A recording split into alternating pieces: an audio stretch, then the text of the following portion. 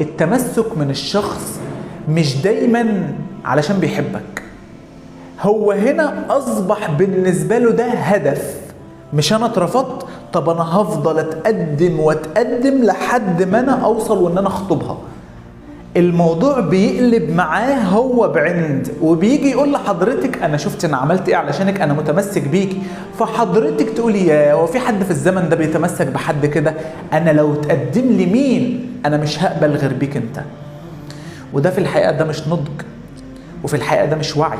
عمر ما التمسك كان دليل على الحب. اقول لكم على حاجة، البني ادم المحترم المتربي ابن الناس اللي هو فعلا فعلا يعني مقدر لقيمة ذاته كويس وبيحبك بجد، لو حصل واترفض مرة خلاص بيلم ما تبقى من كرامته وبيمشي. خلاص انا اتقدمت واترفضت واترزع